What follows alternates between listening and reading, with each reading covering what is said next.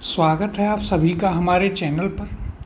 हिंदी विषय में हमने पिछली कक्षा में आपका पारिभाषिक शब्दावली अध्याय पूरा कर लिया था।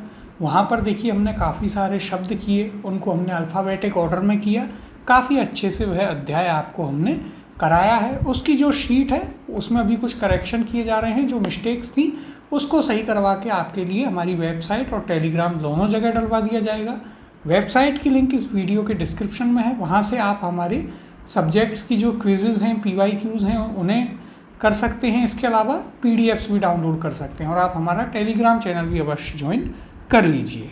आज की इस कक्षा में हम अपना नया अध्याय प्रारंभ करेंगे, जो कि है आपका वाक्यांश के लिए सार्थक शब्द। तो देखिए एक बहुत ही महत्वपूर्ण अध्याय है और इसमें भी हम क्या करेंगे, प्रश्नों के तहत इस अध्याय को करेंगे और एक एक जो भी आपके पास विकल्प दिए गए होंगे उनमें से हर एक का हम यहाँ पर आपको सार्थक शब्द बताते जाएंगे। यानी कि एक प्रश्न में आपके 4 प्रश्न होंगे, लगभग 200 से ऊपर प्रश्न हैं, तो लगभग 800 के करीब यहाँ पर वाक्यांश के लिए सार्थक शब्द आपके पास हो जाएंगे। शुरुआत करते हैं पहले प्रश्न के साथ। उपत्यका शब्द के लिए वाक्यांश है। ऑप्शन है पहला नृत्य की एक विद्या, दूसरा पर्वत की छाया, तीसरा पर्वत के ऊपर की भूमि और चौथा है पर्वत के नीचे की भूमि। तो देखिए क्या है उपत्यका। इसका सही उत्तर है ऑप्शन नंबर 4। पर्वत के नीचे की जो भूमि होती है उसे क्या कहते हैं, उसे कहते हैं उपत्यका। और पर्वत के जो ऊपर की भूमि होती है इसे क्या कहते हैं, तो देखिए इसके लिए जो शब्द होता है वो होता है अधित्यका। क्या होता है, अधित्यका। तो देखिए यहाँ पर आप क्या कीजिए, यहाँ पर आप एक पर्वत बना लीजिए इस प्रकार से। यह आपका पर्वत हो गया।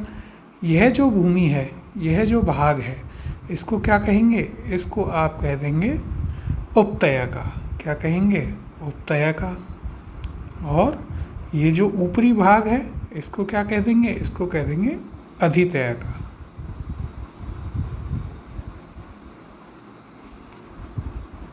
तो ये आप याद रखिएगा, पर्वत के नीचे की भूमि उपत्यका, पर्वत के ऊपर की भूमि अधित्यका। अगला प्रश्न है, दूसरा प्रश्न, ऊपर की ओर जाने वाला वाक्यांश के लिए एक शब्द है। विकल्प दिए गए हैं, पहला आत्मा, दूसरा ऊर्ध्वगामी, तीसरा ऊपरगत और चौथा मृत व्यक्ति। तो देखिए क्या है, ऊपर की ओर जाने वाला, इसके लिए सही शब्द होता है ऊर्ध्वगामी। ऊर्ध्वगामी का अर्थ क्या होता है, ऊपर की ओर जाने वाला। तो सही उत्तर हो गया ऑप्शन नंबर 2। अब देखिए यहाँ पर ऊपरगत क्या होता है, तो ऊपरगत का अर्थ होता है, ऊपरगत किसके लिए प्रयुक्त होता है, ऊपर की ओर गया हुआ। क्या होता है, ऊपर की ओर गया हुआ।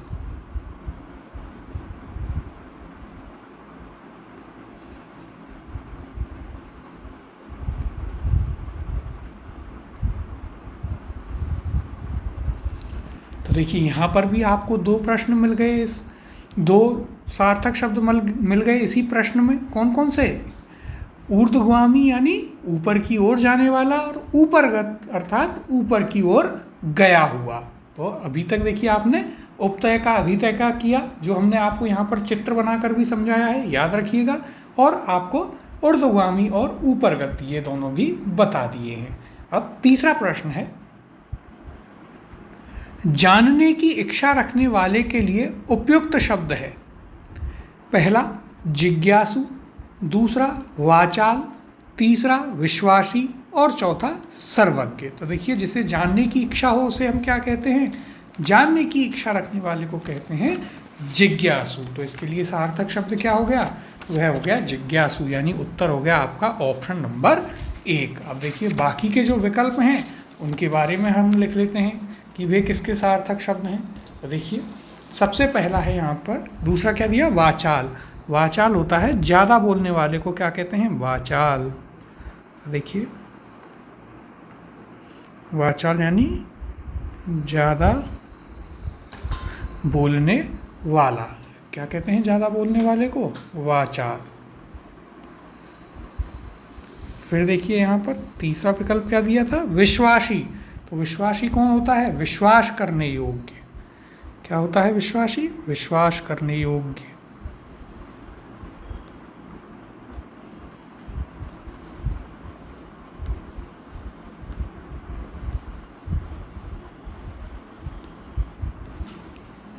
और चौथा शब्द कौन सा है? सर्वज्ञ। तो सर्वज्ञ होता है सब जानने वाला। सब जानने वाले के लिए क्या शब्द प्रयोग में लेते हैं? सर्वज्ञ। तो देखिए यह हो गया आपका सब जानने वाला। तो देखिए यहाँ पर आपने इस प्रश्न में 4 सार्थक शब्द तैयार किए। कौन कौन से? जानने की इच्छा रखने वाला जिज्ञासु, ज़्यादा बोलने वाला वाचाल, विश्वास करने योग्य विश्वासी, और सब जानने वाला सर्वज्ञ। ये अब देखिए यहाँ पर एक हम महत्वपूर्ण चर्चा करेंगे। क्या है कि कुछ इच्छाएं और इन इच्छाओं को रखने वाले के लिए कौन कौन से शब्द प्रयोग में लिए जाते हैं, ये आपके लिए बहुत ही महत्वपूर्ण है। तो देखिए हम यहीं पर कुछ चीज़ों को लिख लेते हैं। जैसे एक तरफ हम देखेंगे कि इच्छा को क्या कहते हैं, और दूसरी तरफ हम क्या देखेंगे? इच्छा रखने वाले को क्या कहते हैं।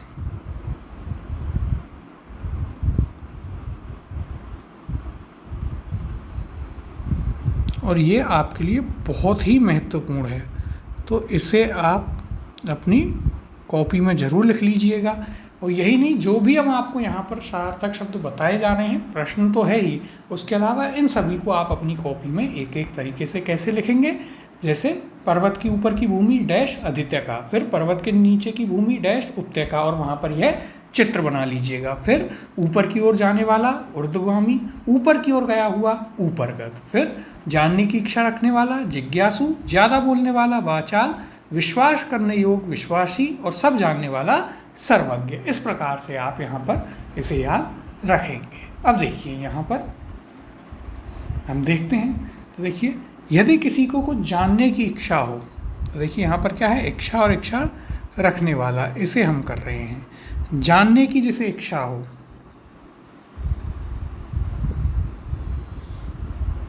तो उस इच्छा को क्या कहते हैं? उसको हम कहते हैं जिज्ञासा।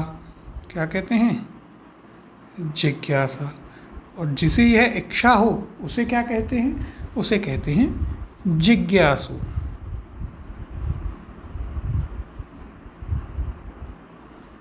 तो देखिए कैसे याद रखेंगे। जिसे जानने की इच्छा क्या कहलाती है? जिज्ञासा। और जिज्ञासा जिसे होती है वह व्यक्ति क्या कहलाता है? जिज्ञासु कहलाता है। बहुत ही महत्वपूर्ण है, जो भी हम आपको यहाँ पर लिखाएंगे तो अच्छे से इन्हें लिख करके याद रखिएगा। फिर देखिए मरने की इच्छा। कैसी इच्छा? मरने की इच्छा। कई लोगों को होती है मरने की इच्छा, तो मरने की इच्छा क्या कहलाती है? मरने की इच्छा कहलाती है मुमूर्षा। यह हमने आपको शब्द शुद्धि में लिखवाया भी था, वहाँ पर आपको बताया भी था कि यह क्या होता है मुमूर्षा। और देखिए मुमूर्षा जिसे हो, यानी मरने की इच्छा जिसे हो, वह क्या कहलाता है? वह कहलाता है मुमूर्षु। क्या कहलाता है? मुमूर्षु। तो आप यह भी याद रखिएगा।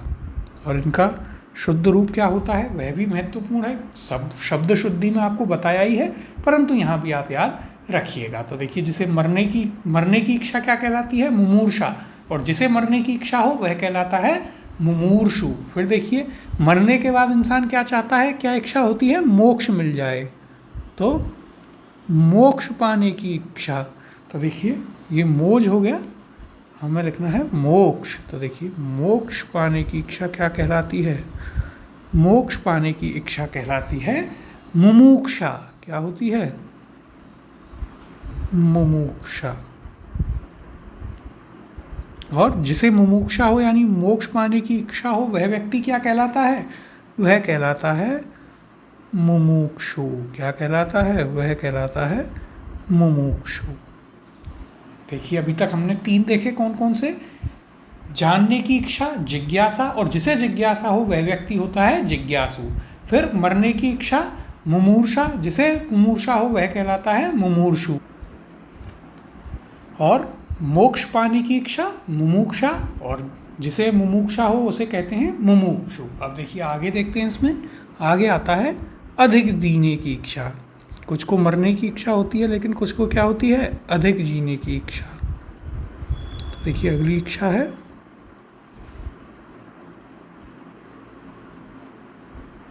अधिक जीने की इच्छा। अधिक जीने की इच्छा को क्या कहते हैं, जिजीविषा। शब्द शुद्धि में आपने पढ़ा था, ये कई बार आया था। देखिए क्या कहते हैं इसे, जिजीविषा, अधिक जीने की इच्छा, जिजीविषा। और जिसे जिजीविषा हो उसे क्या कहते हैं, उसे कहते हैं जिजीविषु। क्या कहते हैं, उसे कहते हैं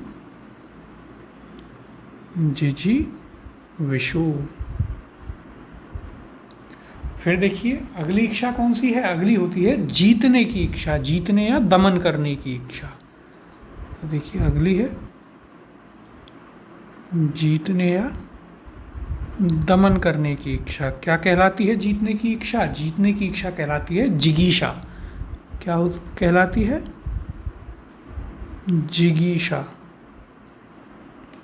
और जिसे जिगीषा हो उस व्यक्ति को क्या कहते हैं, जिगीषु। क्या कहते हैं, जिगीषु। फिर देखिए अगले आती है इसमें किसी को मारने की इच्छा। क्या होती है, कोई आदमी आपके जीवन में इतना आपको परेशान करता है कि आपका मन तो बहुत होता है कि इसे जान से मार दूं। तो देखिए अगली इच्छा कौन सी है, अगली इच्छा है मारने की इच्छा। मारने की इच्छा को क्या कहते हैं, मारने की इच्छा कहलाती है जिघांसा। क्या कहलाती है, जिघांसा।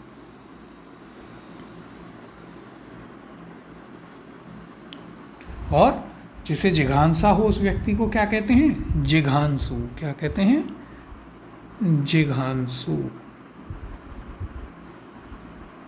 तो देखिए यहाँ पर आपको जिगीषा जिघांसा दोनों में कंफ्यूज नहीं होना है, दोनों एक जैसे लगेंगे और आपको कंफ्यूज भी कर देंगे। बाकियों को तो आप याद रख सकते हैं, वो आपको शब्द से ही याद आ जाएगा, लेकिन जीतने की इच्छा और मारने की इच्छा दोनों में कंफ्यूज नहीं होना है। जीतने की इच्छा क्या है, जिगीषा, और जिसको जिगीषा हो उसको क्या कहते हैं, जिगीषु। और मारने की इच्छा जिघांसा, जिसको जिघांसा हो वह व्यक्ति कहलाता है जिघांसु।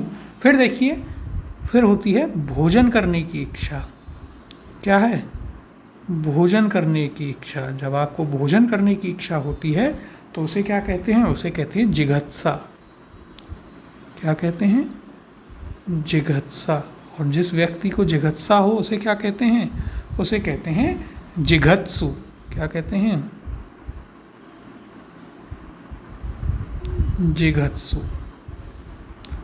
देखिए ये तीन, जिगीषा, जिघांसा, जिघत्सा, तीनों ही एक जैसे हैं। और एक और आएगा अभी अगला ही, वो है आपका ग्रहण करने या पकड़ने की इच्छा। तो देखिए अगला क्या है, अगला है ग्रहण करने या पकड़ने की इच्छा। इसको क्या कहते हैं, इसको कहते हैं जिघ्रीक्षा। क्या कहते हैं, देखिए जिघ्रीक्षा।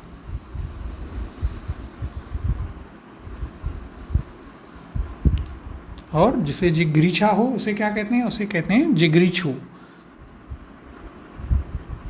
क्या कहते हैं, जिगरीछू। तो देखिए ये यहाँ तक के आपके चार जो हैं वो एक जैसे हैं, तो आपको काफ़ी कंफ्यूज कर सकते हैं। इन्हें तो आप विशेष रूप से याद रखिएगा, बार बार लिख लिख के, बिल्कुल भी इनमें कंफ्यूज नहीं होना है, क्योंकि अधिकतर चांस जो हैं ऑप्शन में ऐसे ही उनके मिलेंगे जो आपको कंफ्यूज करें। फिर देखिए अगला आता है तैरने की इच्छा। क्या है, तैरने की इच्छा। तैरने की इच्छा को क्या कहते हैं, तैरने की इच्छा कहलाती है तितीर्षा। क्या कहलाती है, तो यह कहलाती है तितीर्षा। और जिस व्यक्ति को तितीर्षा हो उसे क्या कहते हैं, उसे कहते हैं तितीर्षु। क्या कहते हैं, देखिए उसे कहते हैं तितीर्षु। फिर अगला है पीने की इच्छा। कोई भी चीज़ पीने की इच्छा हो सकती है, अपने अपने हिसाब से आप सोच लें। पीने की इच्छा कहलाती है पिपासा।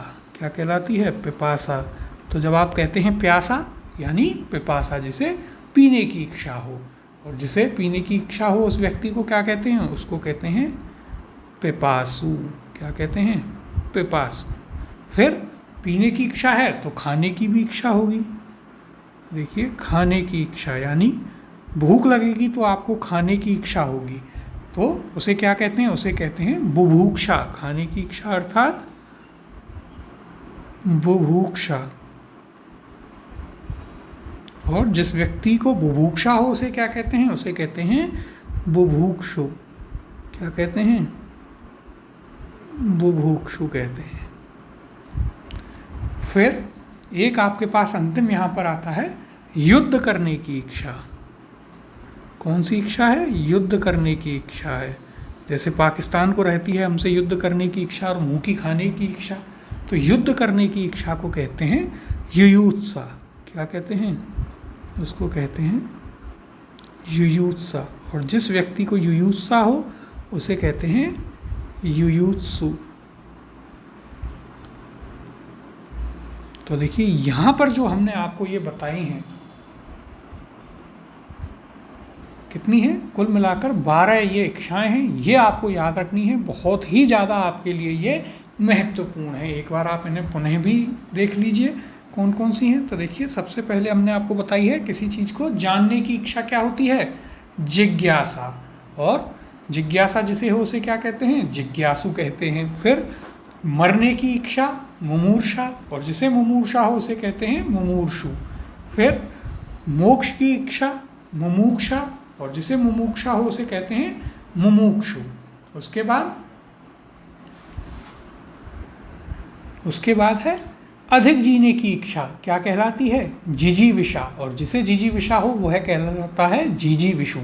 फिर जीतने या दमन करने की इच्छा जिगीषा, और जिसको जिगीषा की इच्छा हो वह कहलाता है जिगीषु। फिर मारने की इच्छा जिघांसा, जिसे जिघांसा हो उसे कहते हैं जिघांसु। फिर भोजन करने की इच्छा जिघत्सा, और जिघत्सा जिसे हो उसे कहते हैं जिघत्सु। फिर देखिए, फिर ग्रहण करने या पकड़ने की इच्छा जिघ्रिक्षा, और जिघ्रिक्षा को कहते हैं, जिसको जिघ्रिक्षा हो उसे जिघ्रिक्षु। तो ये चारों आपके लिए महत्वपूर्ण थे क्योंकि चारों ही जैसे हैं और एक जैसे ही हैं, तो इन्हें आप विशेष रूप से याद रखिएगा। आगे फिर आपके पास क्या है? तैरने की इच्छा तितीर्षा यानी तितीर्षु। फिर पीने की इच्छा पिपासा, जिसे पिपासा हो वह पिपासु। खाने की इच्छा बुभुक्षा, जिसे बुभुक्षा हो वह व्यक्ति बुभुक्षु। और युद्ध की इच्छा युयुत्सा, जिसे युयुत्सा हो वह व्यक्ति कहलाता है युयुत्सु। तो देखिए, यह आपके लिए बहुत ही महत्वपूर्ण है, आप इन्हें जरूर याद रखिएगा। हमने आपको ये सारी जो इच्छाएं हैं एक ही जगह लिखवा दी हैं, तो इन्हें भी आप एक ही जगह अपने उसमें कॉपी में नोट कर लीजिएगा अच्छे से। अब चौथा प्रश्न देखते हैं क्या है यहाँ पर। तो देखिए, चौथा प्रश्न है जिसे जाना ना जा सके। वाक्यांश के लिए एक शब्द है, किसके लिए?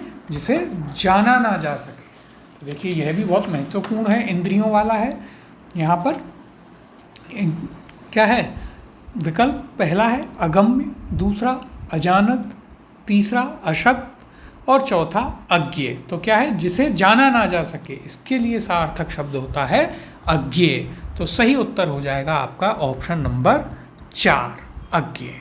अब पांचवा प्रश्न है जिसने इंद्रियों को वश में कर लिया हो उसे कहते हैं। तो देखिए, यह भी आपके लिए बहुत ही महत्वपूर्ण है। जैसे अभी हमने इच्छा वाला किया था वह महत्वपूर्ण था, जिसमें हमने आपको काफ़ी महत्वपूर्ण इच्छाएं भी बताई दी, सारी बता दी कौन कौन सी इच्छा को क्या कहते हैं और उस इच्छा रखने वाले को क्या कहते हैं। यहाँ पर इंद्रियों वाले भी महत्वपूर्ण हैं। तो देखिए क्या पूछा है प्रश्न में, जिसने इंद्रियों को वश में कर लिया हो उसे कहते हैं। विकल्प हैं पहला साधु, दूसरा सन्यासी, तीसरा इंद्रजीत और चौथा जितेंद्रिय। तो देखिए इंद्रियों को वश में करना यानी इंद्रियों पर जीत पा लेना, अर्थात जितेंद्रिय। तो सही उत्तर हो गया ऑप्शन नंबर 4 जितेंद्रिय। तो देखिए आपको इस प्रकार से ये कैसे कनेक्ट करके याद रखना है वो भी हमने आपको बताया। जो इंद्रियों को जीत ले क्या कहलाता है? जितेंद्रिय कहलाता है। इंद्रजीत कौन होता है? तो देखिए हम जानते हैं जो इंद्र को जिसने जीत लिया हो उसे क्या कहते हैं? उसको कहते हैं इंद्रजीत, इंद्र को जीतने वाला। तो देखिए इंद्रजीत क्या होता है? इंद्रजीत होता है इंद्र को जीतने वाला। अब देखिए यहाँ पर हम आपको जैसे हमने इच्छाओं वाले बताए उसी प्रकार से हम इंद्रियों से संबंधित आपको कुछ यहाँ पर महत्वपूर्ण बता देते हैं कि कौन कौन से को क्या कहते हैं, जिससे वो चीज़ें आपको याद रहें। तो देखिए एक एक करके यहाँ पर हम आपको बता देते हैं। तो देखिए इंद्रियों वाले में पहले क्रम पर आता है, पहले नंबर पर कौन सा, तो वो है जो इंद्रियों द्वारा ना जाना जा सके। बहुत ही महत्वपूर्ण है, क्या है, जो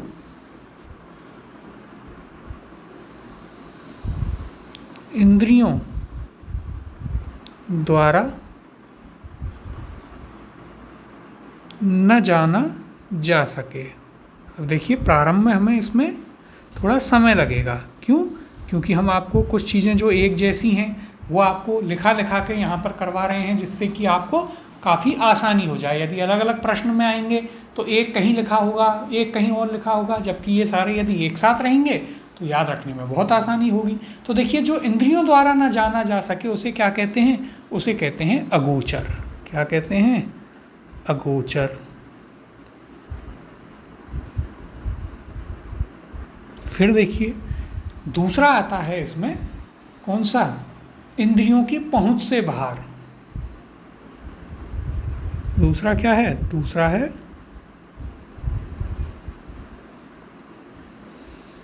इंद्रियों की पहुंच से बाहर।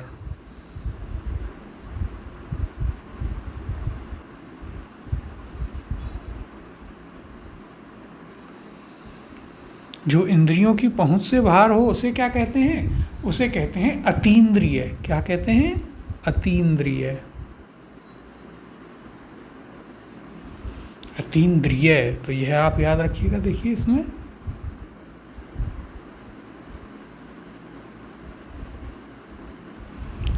फिर इसमें तीसरा आता है आपके पास कौन सा, जो इंद्रियों से परे हो।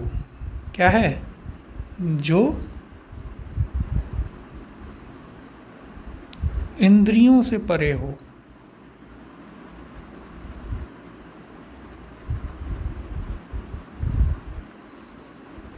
जो इंद्रियों से परे हो उसे क्या कहा जाता है, उसे कहा जाता है इंद्रियातीत। क्या कहते हैं, उसे कहते हैं देखिए इंद्रियातीत कहते हैं। फिर अगला आपके पास आता है इस क्रम में इंद्रियों को जीतने वाला, इंद्र को जीतने वाला। तो इंद्र को जीतने वाला हम बता चुके हैं, इंद्रजीत होता है। और इंद्रियों को भ्रमित करने वाला, तो देखिए यह भी महत्वपूर्ण है। कौन सा है, यह है इंद्रियों को भ्रमित करने वाला। इंद्रियों को भ्रमित करने वाला कहलाता है क्या, ऐन्द्रजालिक। जो हमने आपको संधि में कराया था, यदि आपको याद होगा प्रारंभ में जब हमने संधि अध्याय किया था वहाँ पर आपको वह करवाया था। तो इंद्रियों को भ्रमित करने वाला क्या कहलाता है, वह कहलाता है ऐन्द्रजालिक।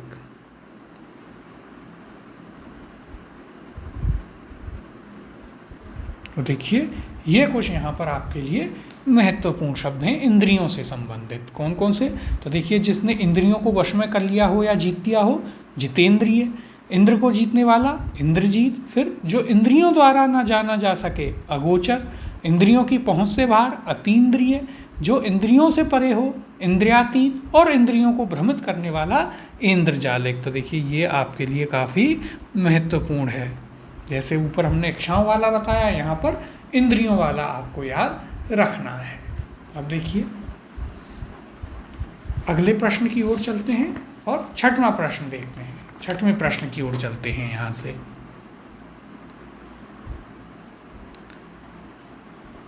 इनमें से किस विकल्प में वाक्यांश के लिए उपयुक्त स्थापन्न शब्द नहीं है, यानी कौन सा सही नहीं है। ऑप्शन है, पहला विकल्प है कम भोजन करने वाला, मिताहारी। दूसरा, जिसकी आशा ना की गई हो, अप्रत्याशित। तीसरा जो असत्य ना बोले सत्यवादी, और चौथा जो इंद्रियों द्वारा ना जाना जा सके अगोचर। तो देखिए आपको बताना है कौन सा सही नहीं है, एक एक करके देखते हैं। सबसे पहला है कम भोजन करने वाला मिताहारी, बिल्कुल सही है। फिर जिसकी आशा ना की गई हो अप्रत्याशित, यह भी आपका सही है। तीसरा है जो असत्य ना बोले, तो देखिए जो असत्य ना बोले उसे आप सत्यवादी नहीं कहते, यह आपका गलत है, यानी उत्तर हो जाएगा ऑप्शन नंबर 3। और जो असत्य ना बोले उसे क्या कहते हैं, उसे कहते हैं क्या, जो असत्य ना बोले वह कहलाता है अमिथ्यावादी। क्या कहलाता है, अमिथ्यावादी। महत्वपूर्ण है, याद रखिएगा, ये भी आपको बहुत कंफ्यूज करते हैं। तो देखिए ये वाला प्रश्न भी आपके लिए महत्वपूर्ण है, याद रखिएगा। और सत्यवादी क्या होता है, यहाँ पर देखिए यह भी हम जान लेते हैं। सत्य मिथ्या वाले जो शब्द हैं उन्हें भी हम जान लेते हैं, ये भी आपके लिए महत्वपूर्ण है। तो देखिए सत्यवादी होता है जो सदा सत्य बोले, जो सदा सत्य बोले। देखिए सत्यवादी जो सदा सत्य बोले, और जो असत्य ना बोले वह अमिथ्यावादी। फिर इसी प्रकार से यदि हम बात करें तो यहाँ पर दो और आप याद रखिएगा कौन कौन से। जो सत्य ना बोले उसे क्या कहते हैं, देखिए जो सत्य ना बोले वह क्या कहलाता है, असत्यवादी। क्या कहलाता है, वह कहलाता है असत्यवादी। और एक इसमें आप याद रखिएगा, जो असत्य बोले, जो असत्य ना बोले उसे क्या कहेंगे, वो अमिथ्यावादी हो गया, और जो असत्य बोले मिथ्यावादी। तो देखिए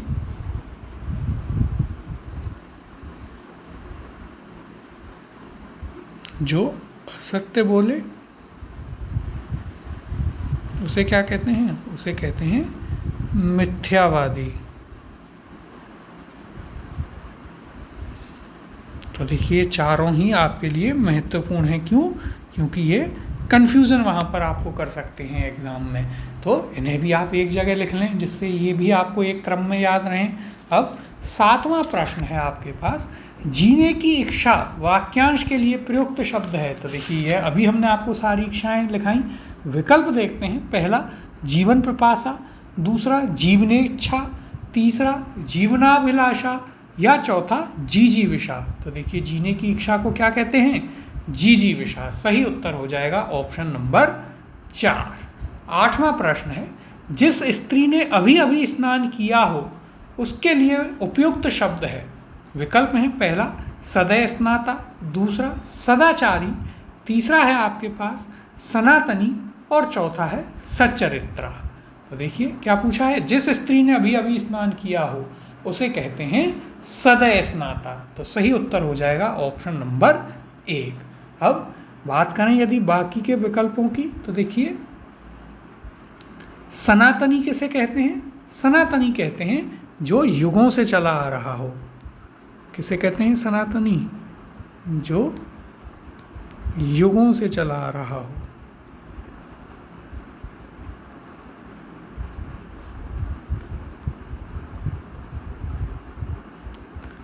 जो युगों से चला आ रहा हो उसे क्या कहते हैं, उसे कहते हैं सनातनी। और फिर है आपके पास सच्चरित्रा।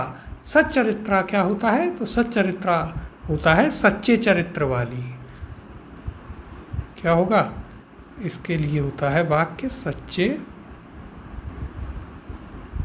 चरित्र वाली। तो देखिए यहाँ पर भी आपको कौन कौन से सार्थक शब्द पता चले। जिस स्त्री ने अभी अभी स्नान किया हो उसे कहते हैं सदय स्नाता, जो युगों से चला आ रहा हो उसे क्या कहते हैं, सनातनी, और जो सच्चे चरित्र वाली हो उसे कहते हैं सच्चरित्रा। अब 9वां प्रश्न देखते हैं। अनिरुद्ध के लिए वाक्यांश होगा। विकल्प हैं, पहला वह जिसका कोई अंत ना हो, दूसरा वह जिसे रोका ना जा सके, तीसरा वह जो कानून के विरुद्ध हो, और चौथा वह जो शीघ्र प्रसन्न हो जाए। तो देखिए यहाँ पर क्या है, अनिरुद्ध। अनिरुद्ध के लिए वाक्यांश होता है क्या, वह जिसे रोका ना जा सके। तो सही उत्तर हो जाएगा ऑप्शन नंबर 2, वह जिसे रोका ना जा सके क्या कहलाता है, अनिरुद्ध। अब बाकी के विकल्पों को यदि देखें तो देखिए पहला कौन सा है, वह जिसका कोई अंत ना हो, वह कहलाता है क्या, अनंत। क्या कहलाता है, अनंत कहलाता है। फिर देखिए आगे, वह जिसे रोका ना जा सके, अनिरुद्ध, ये तो आपका प्रश्न ही था। तीसरा क्या है, वह जो कानून के विरुद्ध हो। तो वह जो कानून के विरुद्ध हो वह क्या कहलाता है, वह कहलाता है गैर कानूनी। तो इसके लिए शब्द क्या हो जाएगा, इसके लिए हो जाएगा गैर कानूनी। फिर देखिए चौथा यहाँ पर था, वह जो शीघ्र प्रसन्न हो जाए। तो देखिए यह भी आपके लिए महत्वपूर्ण है, कई बार आपको यह एग्ज़ाम में देखने को मिला है, या तो प्रश्न के रूप में आया है या विकल्प में आया है, तो बहुत ही महत्वपूर्ण है। वह जो शीघ्र ही प्रसन्न हो जाए उसे क्या कहते हैं, उसे कहते हैं आशुतोष। कई लोगों का नाम होता है क्या, आशुतोष। तो आशुतोष का अर्थ क्या होता है, वह जो शीघ्र ही प्रसन्न हो जाए। तो देखिए यहाँ पर आपने कौन कौन से देखे, वह जिसका कोई अंत ना हो, अनंत, वह जिसे रोका ना जा सके, अनिरुद्ध, वह जो कानून के विरुद्ध हो, गैर कानूनी, और वह जो शीघ्र प्रसन्न हो जाए, आशुतोष। तो देखिए यहाँ पर भी आपके ये 4 वाक्यांश के लिए सार्थक शब्द तैयार हो गए। एक एक करके सभी को आप कॉपी में लिखते जाइए, जो हम आपको यहाँ पर बता रहे हैं, जो भी लिखा रहे हैं, जिससे आपके पास एक अच्छी खासी संख्या में ये तैयार हो जाएंगे और आपको इन्हें याद करने में कोई समस्या नहीं होगी।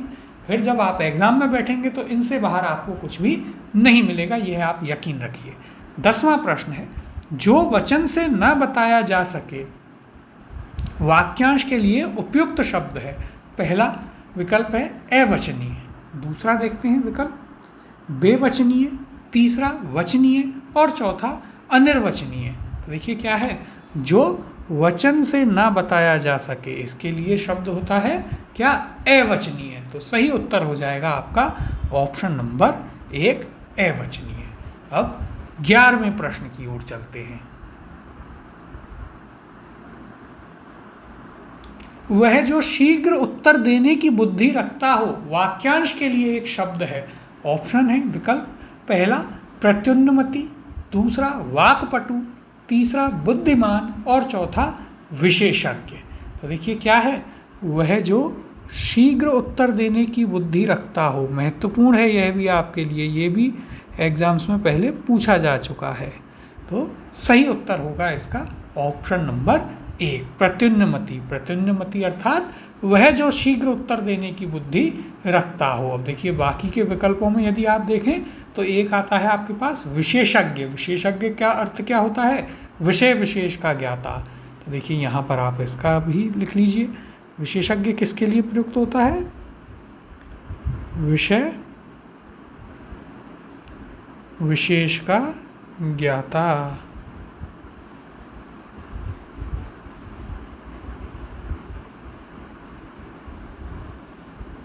विषय विशेष के ज्ञाता को क्या कहते हैं, विशेषज्ञ। और वह जो शीघ्र उत्तर देने की बुद्धि रखता हो उसे क्या कहते हैं, उसे कहते हैं प्रत्युत्पन्नमति। बहुत ही महत्वपूर्ण शब्द है, याद रखिएगा।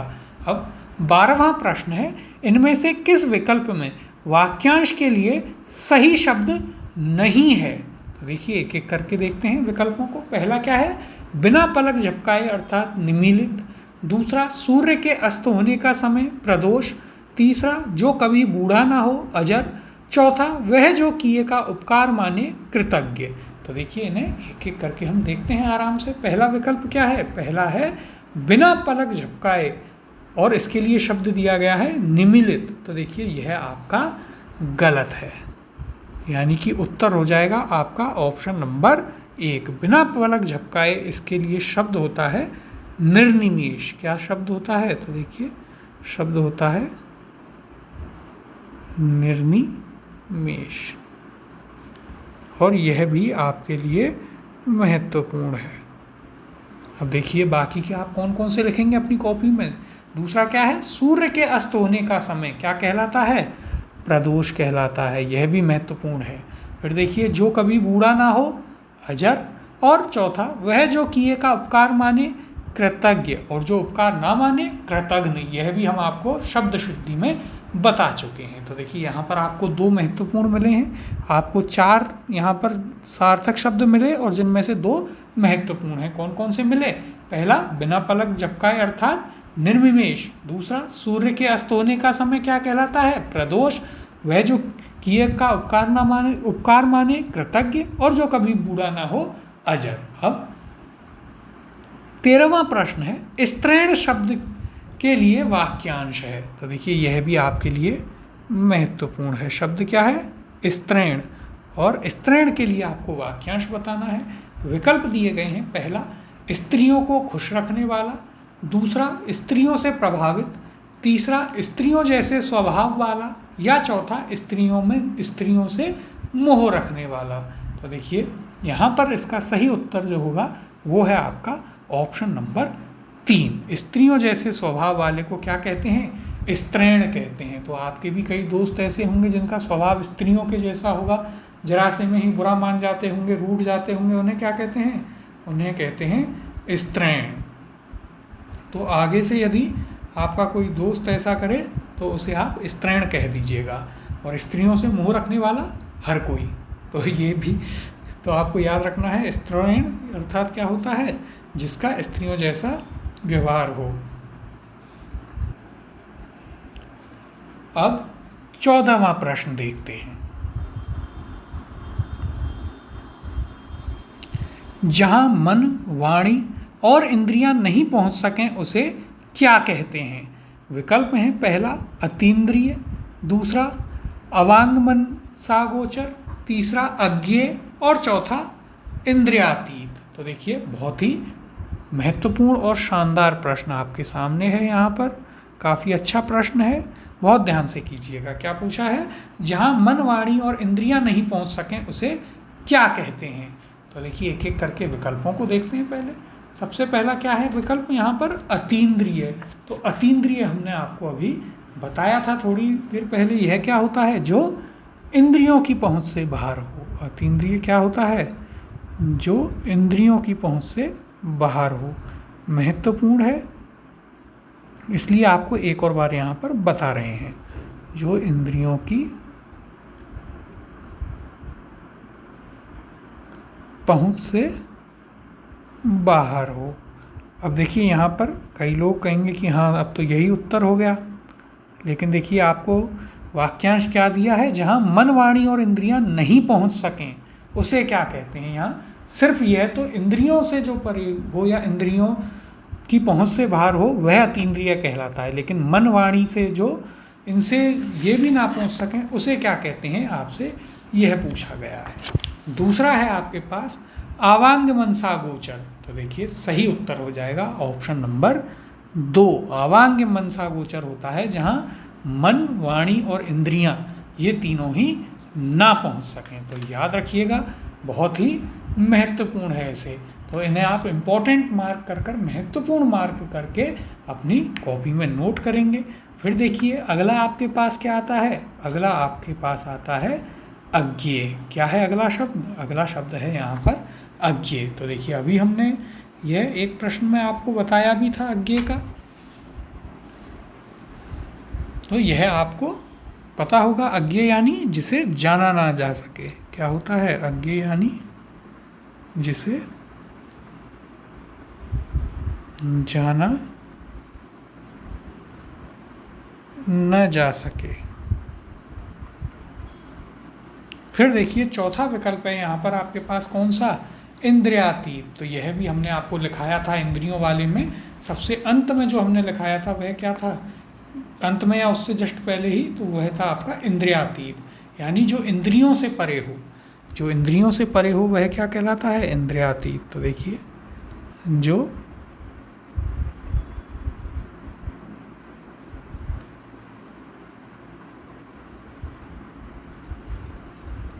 इंद्रियों से परे हो क्या कहलाता है? इंद्रियातीत। तो देखिए बहुत ही महत्वपूर्ण शब्द यहाँ पर आपको मिला। जहाँ मन, वाणी और इंद्रियां नहीं पहुँच सकें उसे क्या कहते हैं? उसे कहते हैं आवांग मनसा गोचर।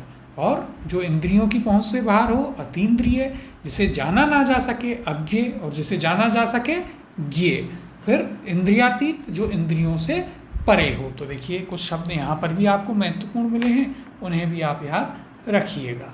अब 15वां प्रश्न है, दक्षिण पूर्व के बीच की दिशा को क्या कहते हैं? विकल्प हैं आपके पास, पहला आग्नेय, दूसरा ईशान, तीसरा नैऋत्य और चौथा वायव्य। क्या पूछा है? दक्षिण पूर्व के बीच की दिशा, इसको क्या कहते हैं? तो देखिए सही उत्तर हो जाएगा ऑप्शन नंबर 1 आग्नेय। दक्षिण पूर्व के बीच की दिशा को क्या कहा जाता है? आग्नेय। बहुत ही महत्वपूर्ण है। अब यहाँ पर देखिए हम आपको बता देते हैं कौन सी दिशा को क्या कहते हैं। तो देखिए ईशान कहते हैं उत्तर पूर्व की दिशा को। किसे कहते हैं? ईशान, उत्तर पूर्व की दिशा को। फिर देखिए यहाँ पर री और आएगी, नैऋत्य, यह किसे कहते हैं? यह कहते हैं दक्षिण पश्चिम की दिशा को।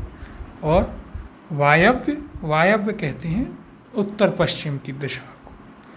देखिए ऐसे तो आप कैसे याद रख पाएंगे? तो इसके लिए हम क्या करते हैं, इसके लिए हम आपको एक चित्र और बनवा देते हैं। तो देखिए दिशा याद रखने के लिए एक और चित्र आप बना लीजिए यहाँ पर सभी दिशाओं का, उत्तर दक्षिण पूरब पश्चिम। सबसे पहले उत्तर दक्षिण पूरब पश्चिम को लिखेंगे। तो देखिए यह क्या है? यह है आपकी उत्तर दिशा है, यह है आपकी दक्षिण दिशा, यह आपकी पूरब दिशा और यह आपकी पश्चिम दिशा। इनके यदि हम नाम देखें तो उत्तर दिशा को कहते हैं उदीची। तो देखिए यह तो आपको आसानी से याद हो जाएगा, ऊ से उत्तर, ऊ से उदीची। फिर देखिए उत्तर के उल्टी क्या होती है? दक्षिण, यानी दक्षिण। उदीची की उल्टी अवाची। तो ये दोनों आप ऐसे याद रखिएगा, ऊ से उत्तर, ऊ से उदीची। फिर दक्षिण, उदीची की उल्टी हो गई क्या? अवाची। फिर देखिए पूरब और पश्चिम। पूरब होती है, पूरब दिशा को कहते हैं प्राची। क्या कहते हैं? प्राची। और प्राची यानी पूरब की उल्टी पश्चिम, इसको कहते हैं पश्चिम को प्रतीची। क्या कहते हैं? प्रतीची। तो देखिए बहुत ही महत्वपूर्ण है, ये सभी दिशाएं याद रखनी है। लेकिन सबसे पहले आपको कौन सी याद रखनी है? उत्तर दक्षिण पूरब पश्चिम। कौन कौन सी हुई? उत्तर उदीची, उदीची की उल्टी दक्षिण यानी अवाची। फिर पूरब को कहते हैं प्राची, उसकी उल्टी प्रतीची। तो ये लगभग एक जैसे हैं, आपको याद रखने में इनको तो आसानी होगी क्योंकि ये एक जैसे हैं। अब आगे बात करते हैं। देखिए इनके बीच में जो कौन कौन सी दिशाएं हैं उनको क्या क्या कहते हैं वो हम लिखेंगे। देखिए सबसे पहले यहाँ से यदि हम चलें तो देखिए उत्तर पूरब दिशा। कौन सी? उत्तर पूरब। यह कौन सी दिशा हो गई? यह हो गई आपकी उत्तर पूरब दिशा। उत्तर पूरब दिशा को क्या कहते हैं? इसे कहते हैं ईशान, जो अभी हमने आपको बताया अभी। उत्तर पूरब दिशा ईशान।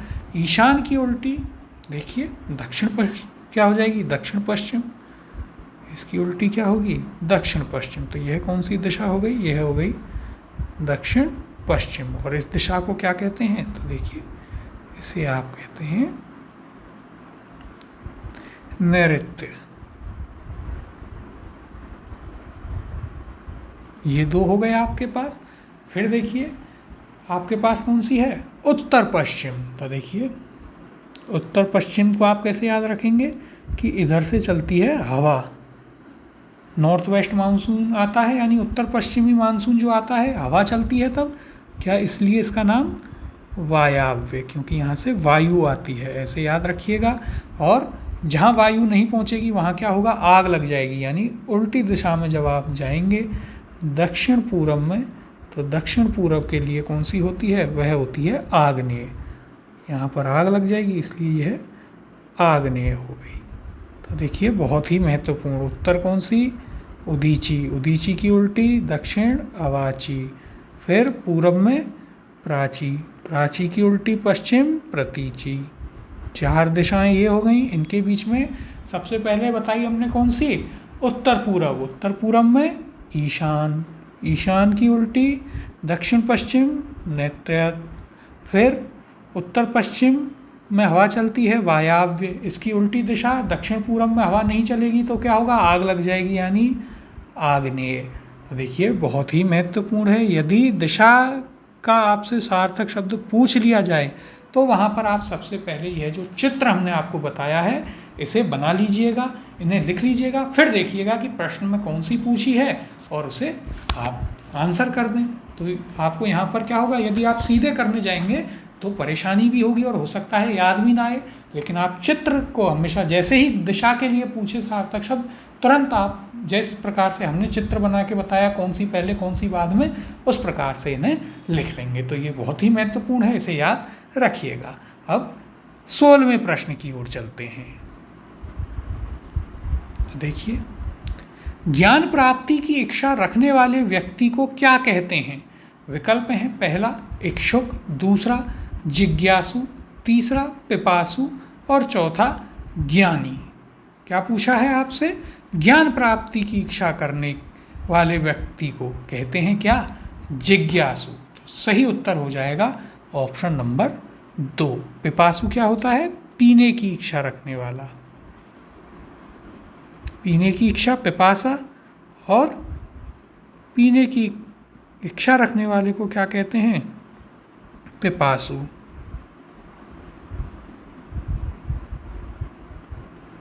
अब देखिए 17वां प्रश्न, सही स्थापन्न शब्द नहीं है, यानी कि वाक्यांश के सामने उसका सार्थक शब्द कौन सा सही नहीं है। एक एक करके देखते हैं। पहला विकल्प है आकाश में असंख्य तारों का पुंज, निहारिका, जड़ से नष्ट करने की क्रिया, उन्मूलन, जो आज तक से संबंधित है, आधुनिक, और हास्य व्यंग से पूर्ण नाटक रूप, प्रहसन। अब एक एक करके इन्हें देखते हैं, अच्छे से देखिए। सबसे पहला क्या है? आकाश में असंख्य तारों का पुंज, निहारिका, बिल्कुल सही है। निहारिका या नेबुला जिसे आप कहते हैं वो क्या होता है? आकाश में असंख्य तारों का जो पुंज होता है उसके लिए शब्द होता है निहारिका। ये आप ज्योग्राफी में भी पढ़ते हैं। फिर देखिए, जड़ से नष्ट करने की क्रिया, उन्मूलन, यह भी आपका बिल्कुल सही है। कई बार हम पढ़ते हैं कि 2030 तक भारत को टीबी से मुक्त करने का लक्ष्य रखा है, या टीबी उन्मूलन तब तक हो जाएगा। फिर तीसरा है जो आज तक से संबंधित है, आधुनिक। तो देखिए यह आपका गलत है, यानी कि सही उत्तर हो गया ऑप्शन नंबर 3। जो आज तक से संबंधित है उसे क्या कहते हैं? उसे कहते हैं अद्यतन। क्या कहते हैं? देखिए, उसे कहते हैं अद्यतन, जो आज तक से संबंधित है। और फिर चौथा विकल्प था हास्य व्यंग से पूर्ण नाटक रूप, क्या कहलाता है? प्रहसन। तो यह भी आपका सही है, और ये दोनों ही आपके लिए काफ़ी महत्वपूर्ण हैं। पहले दो इतने आप उन्हें आसानी से याद रख पाएंगे, लेकिन ये दो जो आज तक से संबंधित है, आधुनिक, और हास्य व्यंग से पूर्ण नाटक रूप, प्रहसन, अब इन्हें आप चारों को ही अपनी कॉपी में उतार लीजिए, जिससे ये चारों आपको याद रहें। तो देखिए हम क्या कर रहे हैं, एक ही प्रश्न में 4-4 प्रश्नों को करते जा रहे हैं। जैसे हमने वाक्य शुद्धि में किया, जैसे हमने लोकोक्ति मुहावरे में किया, जिससे आपके पास काफ़ी सारी चीज़ें तैयार हो जाएं। अब आप सोचिए, जब आप 800 सार्थक शब्द तैयार कर लेंगे तो उससे बाहर एग्जामिनर कहाँ ही जाएगा। और आपके पास इतना समय है कि आप आराम से पढ़िए, आपको अभी भी 6-7 महीने हैं, तो आप आराम से पढ़ते जाइए, आपको चीज़ें अच्छे से याद होंगी। 18वां प्रश्न है, कम या नपा तोला खर्च करने वाले को कहते हैं? विकल्प हैं, पहला कंजूस, दूसरा मक्खी चूस, तीसरा मितभोजी और चौथा मितव्ययी। तो देखिए यह हम विकल्प के तौर पर एक प्रश्न में पहले भी देख चुके हैं। कम या नपा तोला खर्च करने वाले को क्या कहते हैं? उसको कहते हैं मितव्ययी। तो सही उत्तर हो जाएगा ऑप्शन नंबर 4, उसे मितव्ययी या अल्पव्ययी भी कहते हैं। तो दोनों याद रखिएगा, मितव्ययी और अल्पव्ययी। जबकि मितभोजी क्या होता है? मितभोजी होता है कम भोजन करने वाला। कम भोजन करने वाले को क्या कहते हैं? मितभोजी। कम भोजन करने वाला। तो इन दोनों को भी आप अपनी नोटबुक में लिख लीजिएगा। अब 19वां प्रश्न देखते हैं। किंवदंती शब्द हेतु उपयुक्त वाक्यांश है। तो देखिए यह भी आपके लिए एक महत्वपूर्ण वाक्यांश है। कौन सा? किंवदंती। क्या होती है? कई बार आप सुनते होंगे ऐसी किंवदंती है। विकल्प हैं यहाँ पर। पहला, क्या कहा इसका पता ना हो। दूसरा, जो बात परंपरा से प्रचलित हो। तीसरा, जिस लोक प्रचलित कथन के रचनाकार का पता ना हो।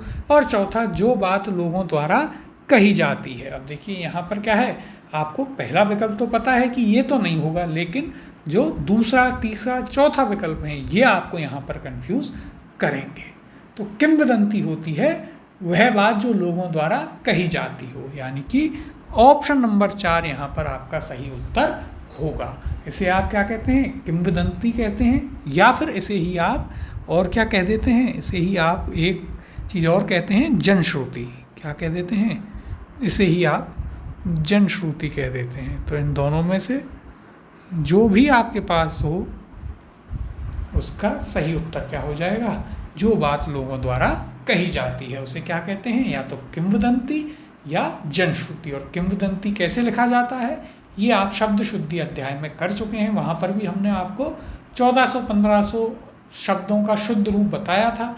यदि आपने अच्छे से प्रैक्टिस की है और शीट निकाल के उसे प्रैक्टिस की है तो आपको आसानी से यह आ भी जाएगा।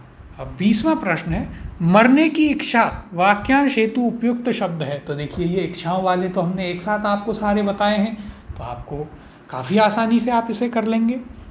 विकल्प देखते हैं। पहला, उत्सर्गेक्षा। दूसरा है जिजीविषा। तीसरा, मुमुक्षा। और चौथा, मुमूर्षा। तो देखिए क्या है? मरने की इच्छा। तो देखिए मरने की इच्छा को हम क्या कहते हैं? मरने की इच्छा के लिए आपका शब्द आता है मुमूर्षा। तो सही उत्तर हो जाएगा आपका ऑप्शन नंबर 4, मुमूर्षा यानी मरने की इच्छा। और जिसे मरने की इच्छा हो उसे क्या कहते हैं? मुमुक्षु। प्रारंभ में ही हमने ये आपको सारी इसीलिए लिखवा दी जिससे सभी एक जगह रहें, आसानी से आप याद कर सकें, फिर कोई से भी प्रश्न में आए आप कर लेंगे। देखिए जिजीविषा क्या होती है? जीने की इच्छा। जीने की इच्छा को क्या कहते हैं? जिजीविषा। और फिर है मुमुक्षा।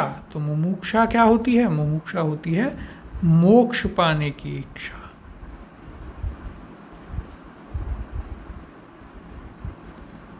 तो ये हम आपको सारे पहले ही बता चुके हैं, तो इन्हें आपको वापस लिखने की कोई आवश्यकता नहीं है। एक जगह आप सारी इच्छाएं और उस इच्छा को रखने वाले व्यक्ति को क्या कहते हैं यह आप प्रारंभ में ही लिख चुके हैं। अब 21वें प्रश्न की ओर चलते हैं। शुद्ध स्थापन्न शब्द नहीं है। विकल्प देखते हैं। पहला, निद्रा को जीत लेने वाला गुड़ाकेश। दूसरा, 5 वृक्षों का समाहार पंचवटी। तीसरा, एक ही लेखक के ग्रंथों का एक जिल्द में प्रकाशन आत्मकथा। और चौथा, जो वाणी अथवा मन से ग्रहण ना किया जा सके उसे क्या कहते हैं? अवांग मनसा गोचर। तो देखिए क्या है यहाँ पर विकल्प, एक एक करके देखते हैं अच्छे से। पहला, निद्रा को जीत लेने वाला गुड़ाकेश। तो यह बिल्कुल सही है, आप इसे अपनी कॉपी में लिख लीजिए। और कैसे याद रखेंगे? यदि आपको सब इंस्पेक्टर बनना है या कुछ भी बनना है तो आपको सबसे पहले गुड़ाकेश बनना पड़ेगा, यानी अपनी निद्रा को जीतना पड़ेगा। तो निद्रा को जीतने वाला गुड़ाकेश। फिर 5 वृक्षों का समाहार पंचवटी, यह भी आपका बिल्कुल सही है, इसे भी लिख लीजिए। तीसरा है, एक ही लेखक के ग्रंथों का एक जिल्द में प्रकाशन अर्थात आत्मकथा। तो यह आपका गलत है, यानी सही उत्तर हो जाएगा ऑप्शन नंबर 3। अब एक ही लेखक के ग्रंथों का एक जिल्द में प्रकाशन, इसे क्या कहते हैं? इसे कहते हैं ग्रंथावली, ना कि आत्मकथा। क्या कहते हैं? ग्रंथावली। आत्मकथा तो होती है जब कोई व्यक्ति स्वयं की पूरी जानकारी लिखे या पूरी कथा लिखे। और चौथा, जो वाणी अथवा मन से ग्रहण ना किया जा सके अवांग मनसा गोचर। तो यह भी सही है, यह हम एक प्रश्न में, पूरा प्रश्न ही था इसके ऊपर, तो वहाँ पर कर चुके हैं। तो देखिए यहाँ पर भी आपको 3 वाक्यांश के लिए सार्थक शब्द मिले। कौन कौन से? निद्रा को जीत लेने वाला गुड़ाकेश, 5 वृक्षों का समाहार पंचवटी और एक ही लेखक के ग्रंथों का एक जिल्द में प्रकाशन ग्रंथावली। तो ये तीनों ही आप लिख लीजिएगा। अब 22वां प्रश्न है, अच्छे कार्य व सेवा पर दी जाने वाली भेंट का उपयुक्त वाक्यांश के लिए उपयुक्त सार्थक शब्द है। पहला उपहार, दूसरा प्रतिदान, तीसरा पारितोषिक और चौथा पुरस्कार। अब देखिए यह भी आपके लिए एक बहुत ही महत्वपूर्ण शब्द है। चारों को हम एक एक करके बताएंगे, चारों का अंतर आपको स्पष्ट हो जाएगा और इन चारों को ही आप अपनी नोटबुक में लिख लीजिएगा, कॉपी में महत्वपूर्ण मार्क कर लीजिएगा। तो देखते हैं क्या है, अच्छे कार्य एवं सेवा पर दी जाने वाली भेंट। पहला क्या है, पहला है उपहार। उपहार देखिए दिया जाता है बड़ों द्वारा छोटे को। तो देखिए इसे आप लिख लीजिए, उपहार बड़ों द्वारा छोटों को।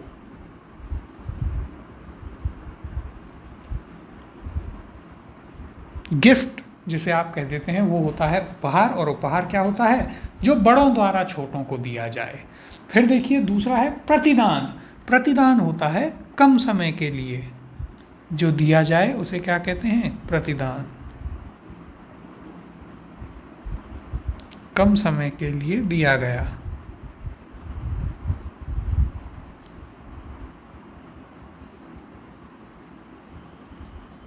तो देखिए कई बार होता है आप किसी विशेष व्यक्ति से मिलने जा रहे हैं, अपने रूममेट की या साथ वाले की, हॉस्टल वगैरह में ऐसे ही करते हैं कि यार तुम्हारी जैकेट दे दो, शर्ट दे दो, वो दे देता है कि चलो 5 घंटे के लिए ले जाओ, यानी उसने क्या किया, प्रतिदान दे दिया। फिर है आपके पास तीसरा पारितोषिक। पारितोषिक क्या होता है, यह छोटों के द्वारा बड़ों को दिया जाता है। पारितोषिक जो छोटों द्वारा बड़ों को दिया जाए। और चौथा है पुरस्कार। तो अच्छे कार्य व सेवा पर दी जाने वाली भेंट क्या कहलाती है, पुरस्कार। सही उत्तर हो जाएगा ऑप्शन नंबर 4। तो देखिए बहुत ही महत्वपूर्ण यहाँ पर आपको 4 शब्द मिले। कौन कौन से, उपहार बड़ों द्वारा छोटों को दिया जाता है, प्रतिदान कम समय के लिए दिया जाता है, पारितोषिक छोटों द्वारा बड़ों को दिया जाता है। तो याद रखिएगा उपहार का उल्टा पारितोषिक, और पुरस्कार अच्छे कार्य व सेवा पर दी जाने वाली भेंट को क्या कहते हैं, पुरस्कार कहते हैं। अब 23वां प्रश्न है, ऐसा रोग जो छूने से फैलता हो उसे क्या कहते हैं। विकल्प हैं, पहला असाध्य रोग, दूसरा चर्म रोग, तीसरा संक्रामक रोग और चौथा घातक रोग। तो देखिए इसे आप काफ़ी आसानी से कर लेंगे। सही उत्तर है इसका ऑप्शन नंबर 3 संक्रामक रोग। जो रोग छूने से फैल जाते हैं, आप साइंस में भी इसे पढ़ते हैं, विज्ञान में भी, क्या कहलाते हैं, वे कहलाते हैं संक्रामक रोग। अब 24वां प्रश्न देखते हैं, जिस व्यक्ति का आचरण अच्छा हो उसे क्या कहते हैं। विकल्प हैं, पहला संत, दूसरा सदाचारी, तीसरा सन्यासी और चौथा पंडित। देखिए यहाँ पर सही उत्तर होगा आपका ऑप्शन नंबर 2 सदाचारी। जिस व्यक्ति का आचरण अच्छा हो उसे क्या कहते हैं, सदाचारी कहते हैं। यह पहले भी एक विकल्प में आपके पास आया था। तो आपको याद रखना है, जिसका आचरण अच्छा हो क्या कहलाता है, वह व्यक्ति कहलाता है सदाचारी। अब आगे चलते हैं। 25वां प्रश्न है, जिससे इंद्रियों से अनुभव नहीं किया जा सके उसे कहते हैं। तो देखिए ये हम आपको पहले ही करा चुके हैं। विकल्प देखते हैं यहाँ पर, पहला है अतीन्द्रिय, दूसरा अव्यक्त, तीसरा अज्ञात और चौथा अज्ञेय। तो देखिए जिसे इंद्रियों से अनुभव नहीं किया जा सके वह क्या कहलाता है, वह कहलाता है अतीन्द्रिय। तो उत्तर हो जाएगा ऑप्शन नंबर 1। अब इसके अलावा अज्ञेय हम आपको बता चुके हैं, जिसे जाना ना जा सके, ये हम आपको पहले ही लिखा चुके हैं।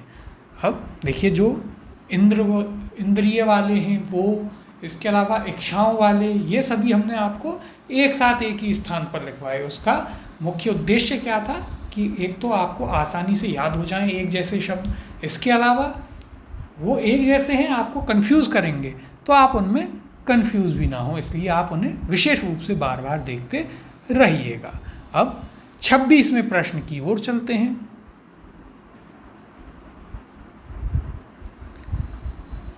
किसी विषय विशेष में अधिक जानकारी रखने वाले को क्या कहते हैं? विकल्प हैं, पहला पंडित, दूसरा विद्वान, तीसरा विशेषज्ञ और चौथा ज्ञानी। तो देखिए यह एक विकल्प में था, वहाँ पर हमने आपको बताया था कि किसी विषय विशेष में जानकारी रखने वाले या विषय विशेष के ज्ञाता को क्या कहते हैं? विशेषज्ञ कहते हैं। तो सही उत्तर हो जाएगा ऑप्शन नंबर 3। अब 27वां प्रश्न है, जो कहने या कहते सुनने में लज्जापूर्ण या घिनौना हो उसे क्या कहते हैं? विकल्प दिए गए हैं, पहला अनुचित, दूसरा अश्लील, तीसरा आपत्तिजनक और चौथा निषिद्ध। तो देखिए क्या है, जो कहते या कहते सुनने में लज्जापूर्ण या घिनौना हो उसे कहते हैं अश्लील। तो सही उत्तर हो जाएगा ऑप्शन नंबर 2। कई बार हम कहते हैं कि यार वह व्यक्ति बड़ी अश्लील बातें करता है, यानी ऐसी बातें जो कहने सुनने में लज्जापूर्ण हो या घिनौनी हो।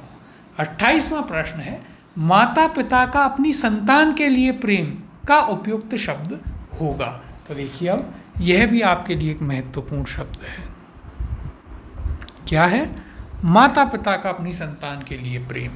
विकल्प दिए गए हैं, पहला बाल प्रेम, दूसरा अनुराग, तीसरा वात्सल्य और चौथा श्रद्धा। तो देखिए एक एक करके हम इन्हें देखते हुए चलते हैं। पहला है आपके पास अनुराग। तो अनुराग होता है, देखिए पहला है बाल प्रेम, तो यह तो होगा नहीं। दूसरा है आपके पास अनुराग। तो अनुराग क्या होता है? अनुराग होता है छोटे या बराबर बालों के लिए। अनुराग किसके लिए होता है? अनुराग होता है छोटे या बराबर बालों के लिए।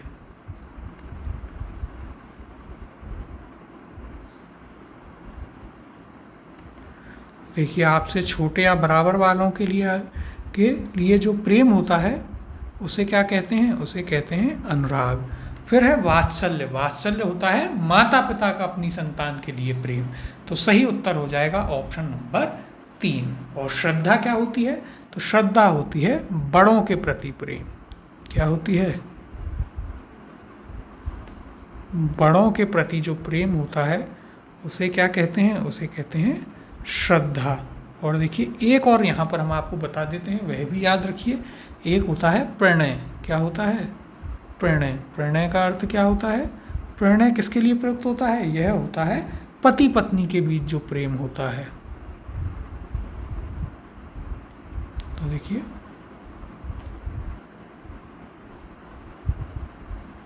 पति पत्नी के बीच प्रेम उसे क्या कहते हैं? प्रणय कहते हैं। तो देखिए यहाँ भी आपके पास 4 शब्द हो गए। कौन कौन से महत्वपूर्ण हैं? चारों को ही लिख लीजिएगा, याद रखिएगा। छोटे या बराबर वालों के लिए जो प्रेम होता है उसे क्या कहते हैं? अनुराग। माता पिता का अपनी संतान के लिए जो प्रेम होता है उसे क्या कहा जाता है? वात्सल्य। और बड़ों के प्रति प्रेम को श्रद्धा। वहीं पति पत्नी के बीच जो प्रेम होता है उसे क्या कहते हैं? प्रणय कहते हैं। तो देखिए इस प्रकार से हम क्या कर रहे हैं, एक ही प्रश्न में आपके 4 प्रश्नों को तैयार करते हुए जा रहे हैं, जिन्हें आप लिखते जाएंगे। लगभग 800 के करीब आपके पास क्या होंगे? सार्थक शब्द वाक्यांश के लिए तैयार हो जाएंगे।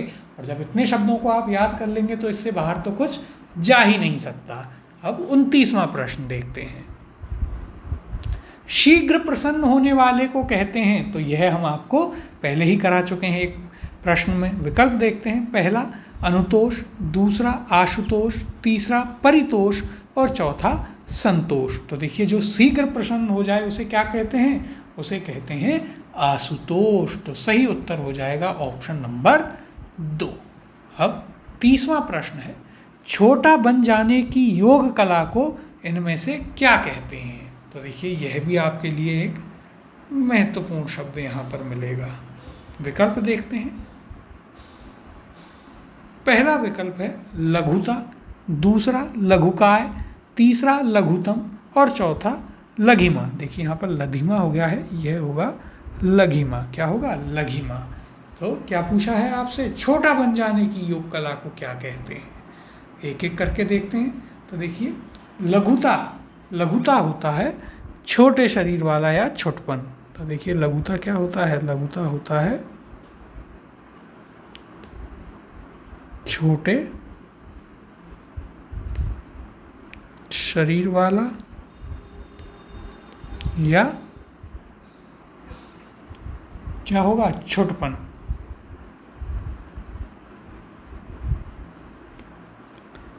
फिर आपके पास आता है लघुकाय, तीसरा है लघुतम। तो देखिए लघुतम यानी सबसे छोटा।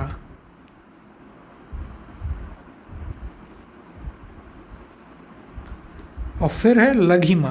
तो लघिमा होती है छोटा बन जाने की योग कला। सही उत्तर हो जाएगा ऑप्शन नंबर 4। तो देखिए यहाँ पर भी आपको कौन कौन से शब्द मिल गए, छोटे शरीर वाला या छोटपन लघुता, सबसे छोटा लघुतम, और छोटा बन जाने की योग कला लघिमा। इन्हें आप याद रखिएगा। अब 31वें प्रश्न की ओर चलते हैं। जो कुछ ना जानता हो के लिए सही शब्द है, पहला अज्ञ, दूसरा असंज्ञ, तीसरा प्रज्ञ और चौथा विज्ञ। तो देखिए यहाँ पर क्या है, जो कुछ ना जानता हो, इसके लिए आपसे शब्द पूछा है। यह हमने आपको एक विकल्प में बताया था कि जब हम उसका आपको विपरीत शब्द बता रहे थे। सही उत्तर है इसका ऑप्शन नंबर 1 अज्ञ। जो कुछ ना जानता हो उसे क्या कहते हैं, अज्ञ कहते हैं। ज्ञेय और अज्ञ में आप कंफ्यूज नहीं हो, दोनों ही अलग अलग चीज़ हैं। फिर देखिए 32वां प्रश्न है, उर्वरा शब्द के लिए वाक्यांश है। विकल्प दिए गए हैं, पहला उपजाऊ भूमि, दूसरा ऊसर भूमि, तीसरा बंजर भूमि और चौथा समतल भूमि। तो देखिए है तो आप आसानी से कर लेंगे, आप ज्योग्राफी में भी इसे पढ़ते हैं। सही उत्तर है इसका ऑप्शन नंबर 1 उर्वरा अर्थात उपजाऊ भूमि। 33वां प्रश्न है, व्याकरण जानने वाला वाक्यांश के लिए एक शब्द है। तो देखिए यह भी महत्वपूर्ण है और इसे हम आपको शब्द शुद्धि में भी बता चुके हैं, वहाँ पर कई बार इसका शुद्ध रूप आपने लिखा था। विकल्प हैं, पहला व्याकरण पंडित, दूसरा व्याकरण ज्ञाता, तीसरा व्याकरण विशेषज्ञ और चौथा व्याकरण। तो देखिए व्याकरण जानने वाले को क्या कहते हैं, उसको कहते हैं व्याकरण। तो सही उत्तर हो जाएगा ऑप्शन नंबर 4, ये आपका सही उत्तर होगा। अब 34वां प्रश्न देखते हैं। वाक्यांश के लिए एक शब्द का सही उदाहरण है। आपको बताना है जो आपके पास 4 विकल्प दिए गए हैं इनमें से कौन सा सही है। पहला है किसी प्रश्न का उत्तर तुरंत देने वाला विद्वान, दूसरा जो मांस ना खाता हो आमिषाशी, तीसरा जो भोजन रोगी के लिए उचित है सुपाच्य, और चौथा जो अपने सीमित क्षेत्र या ज्ञान से बाहर ना जाता हो कूपमंडूक। तो आपको क्या बताना है इनमें से सही कौन सा है। तो देखिए एक एक करके देखते हैं विकल्पों को। पहला है किसी प्रश्न का उत्तर तुरंत देने वाला विद्वान। तो देखिए यह आपका गलत है। जो किसी हम आपको बता चुके हैं किसी प्रश्न का उत्तर तुरंत दे उसे क्या कहते हैं, उसे आप कहते हैं प्रत्युन्नमति। क्या कहते हैं, प्रत्युत्पन्नमति।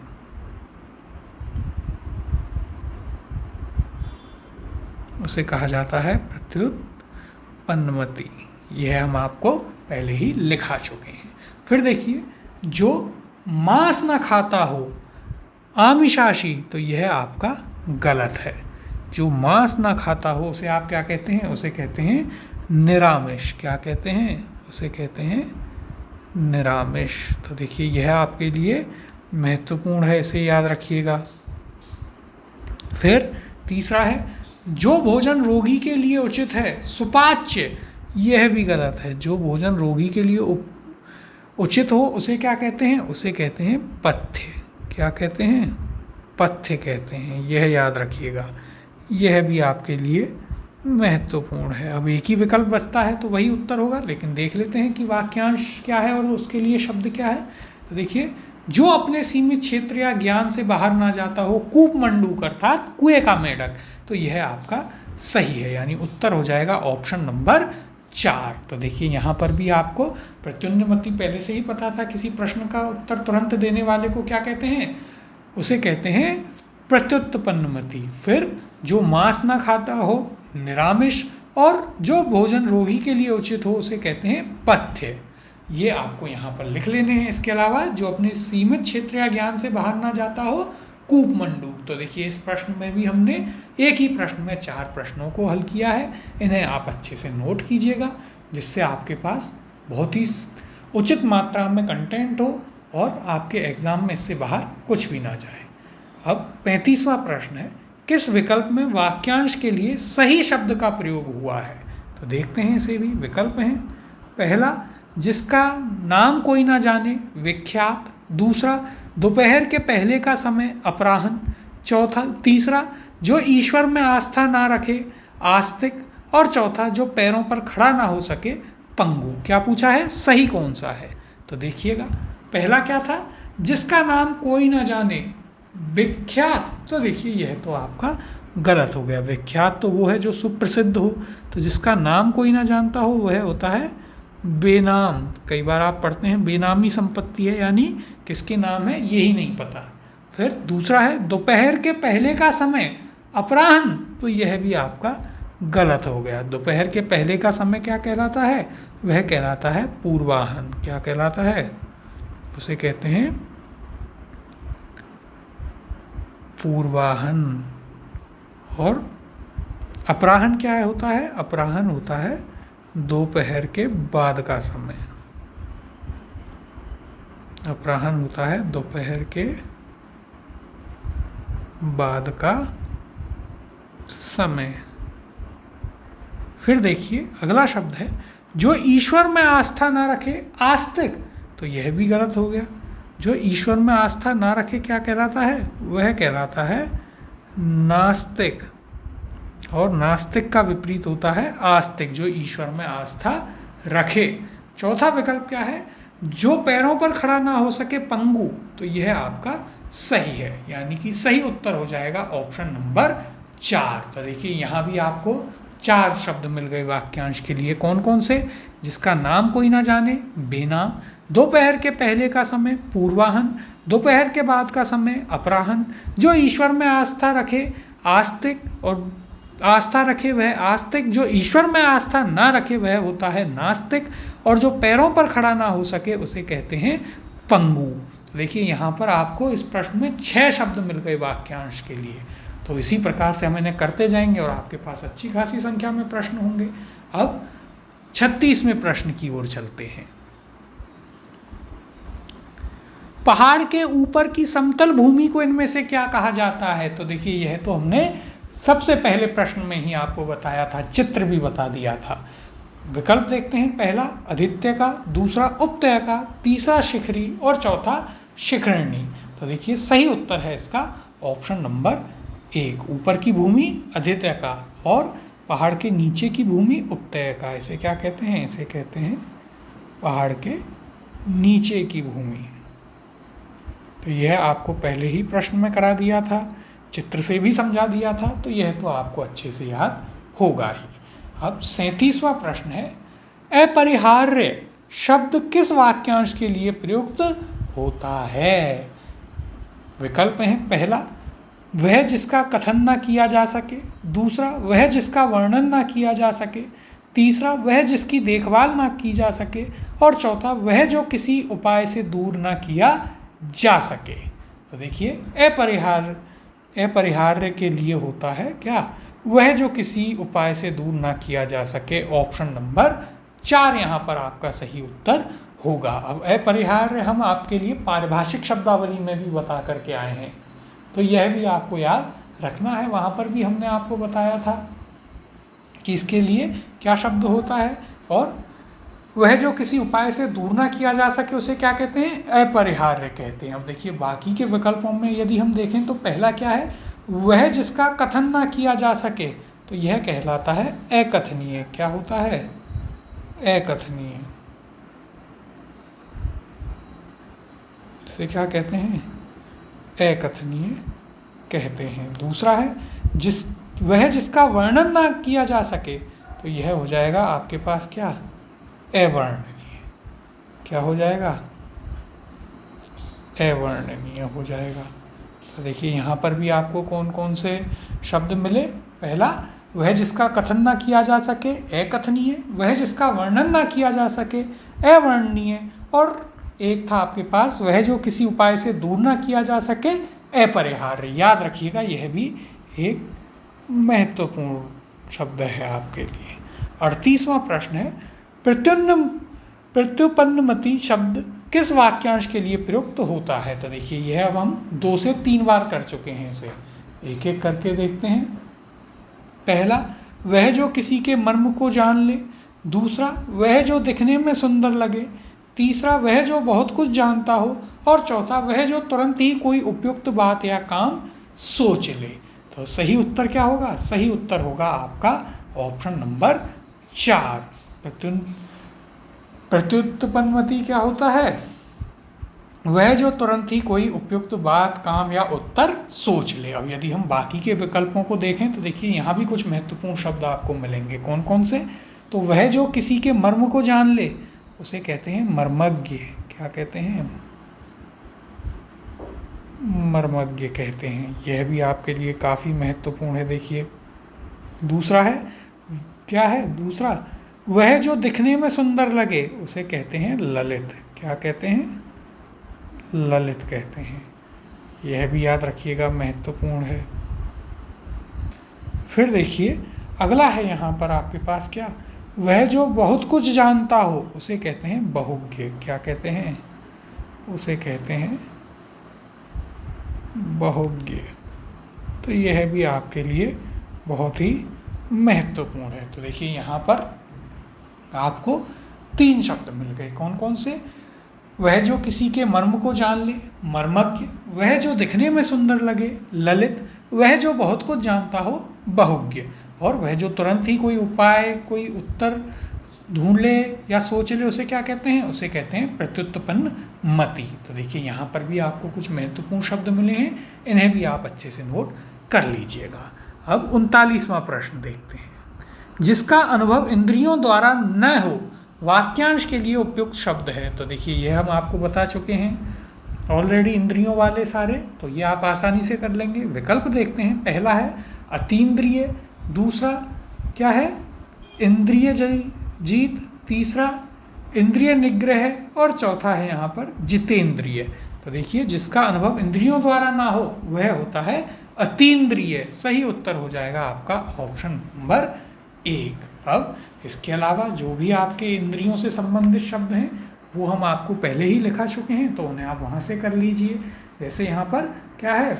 जितेंद्रिय है, यानी जिसने इंद्रियों को जीत लिया हो या इंद्रियों को वश में कर लिया हो। क्या कहलाता है? जितेंद्रिय कहलाता है। यह याद रखिएगा। अब 40वां प्रश्न है, शीघ्र संतुष्ट या प्रसन्न होने वाला वाक्यांश के लिए उपयुक्त शब्द है। तो देखिए, यह भी आपको अब हम बता चुके हैं 3-4 बार। विकल्प देख लेते हैं। आपको सीधे उत्तर अब इसे पढ़ते ही दिमाग में आ जाना चाहिए। विकल्प हैं, पहला अनुतोष। दूसरा आशुतोष। तीसरा परितोष। और चौथा संतोष। तो देखिए, जो शीघ्र ही प्रसन्न हो जाए, क्या कहलाता है? आपका दोस्त आशुतोष। तो सही उत्तर हो जाएगा ऑप्शन नंबर 2। अब देखिए, कुछ शब्द ऐसे हैं जो हम आपको 3 से 4 बार बता चुके हैं, तो वाक्यांश पढ़ते ही उसके लिए जो शब्द है वो आपके दिमाग में आ जाना चाहिए, या उस शब्द को देखते ही उसका जो वाक्यांश है वह दिमाग में आ जाना चाहिए।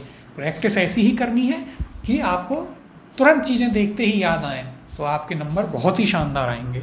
अब 41वें प्रश्न की ओर चलते हैं। निम्न में से किस वाक्यांश के लिए प्रयुक्त एक शब्द सही नहीं है? आपको बताना है इनमें से कौन सा सही नहीं है। विकल्प है आपके पास। पहला, जो कभी बूढ़ा न हो, अजर। दूसरा, क्षमा करने योग्य, क्षम्य। तीसरा, महीने के प्रत्येक पक्ष या पखवाड़े से संबंधित, पाक्षिक। और चौथा, वह हथियार जो फेंक कर चलाया जाए, शस्त्र। तो एक एक करके इन सभी को देखते हैं। तो पहला क्या है? जो कभी बूढ़ा ना हो, अजर। बिल्कुल सही है। हम कहते हैं ना, अजर अमर, यानी जो कभी बूढ़ा ना हो। फिर देखिए अगला, क्षमा करने योग्य, क्षम्य। यह भी आपका सही है। और क्षम्य हमने पारिभाषिक शब्दावली में भी आपको बताया था।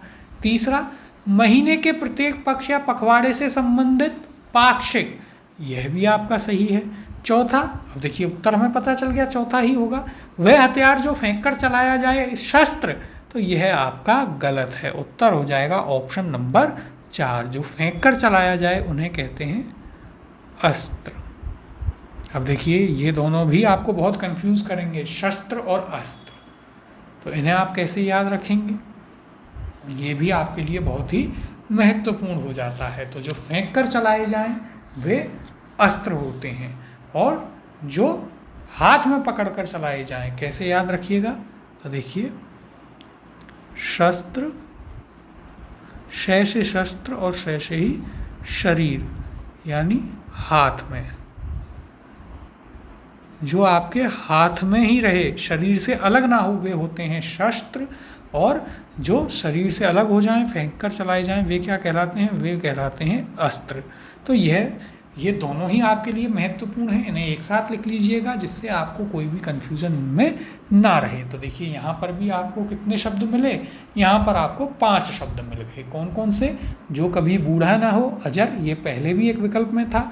फिर क्षमा करने योग्य, क्षम्य, महीने के प्रत्येक पक्ष या पखवाड़े से संबंधित, पाक्षिक, और फेंक कर चलाए जाने वाले हथियार अस्त्र, और हाथ में पकड़कर चलाए जाने वाले हथियार शस्त्र। तो ये 5 शब्द आपको याद रखने हैं।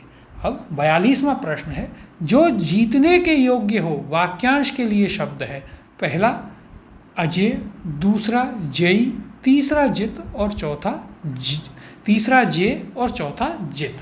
तो देखिए जो जीतने के योग्य हो वह क्या कहलाता है, वह कहलाता है जेय। तो सही उत्तर होगा ऑप्शन नंबर 3।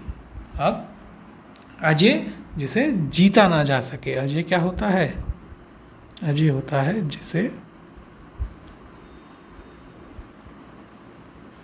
जीता न जा सके।